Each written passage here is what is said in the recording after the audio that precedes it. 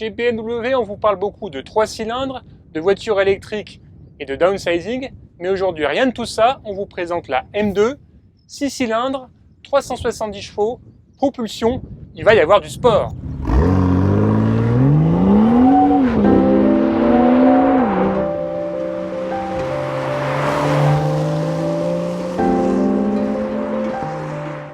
Avec son air méchant, la M2 est l'héritière de la série 1M, mais aussi de la 2002 Turbo des années 70. Elle reprend le format compact et la suralimentation. Et, en vraie BMW à l'ancienne, elle peut recevoir une boîte manuelle et fait l'impasse sur la transmission intégrale, même en option. Bref, il s'agit tout simplement de la sportive la plus authentique de sa catégorie.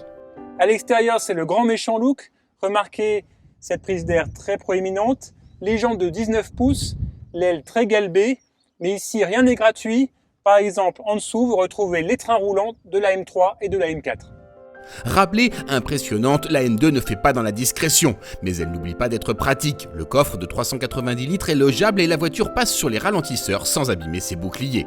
À l'intérieur, la petite BMW est moins spectaculaire. On retrouve la planche de bord de la série 2 et l'ergonomie typique de la marque. On remarque tout de même les habillages en vrai carbone sur la console centrale et les surpiqûres bleues de la sellerie. Sur notre modèle d'essai, une commande portative logée dans le porte-gobelet permet d'activer l'échappement sport.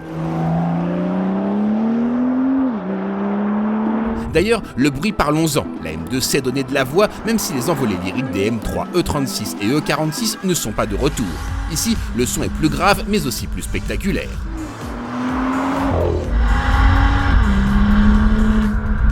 Le ton est donné, la M2 n'est pas une sportive du dimanche. Avec 4 secondes 3 au 0 à 100 km/h, elle accélère assez fort pour vous coller au fond du siège. Le train avant est agrippé au bitume et la direction est aussi directe que précise. Le filtrage est plutôt assez bon. En ville, etc., la voiture n'est pas totalement inconfortable.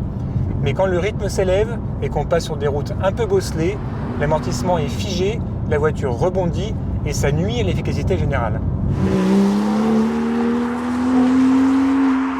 Cet amortissement perfectible ne suffit pas à gâcher notre plaisir. La BMW réussit l'essentiel, c'est-à-dire donner un maximum de sensations de conduite. Sa petite taille et son agilité la rendent très efficace dans les enchaînements de virages. À son volant, on prend du plaisir même à basse vitesse et on lui pardonne tout, d'autant que le freinage est, pour une fois chez BMW, à la hauteur des événements.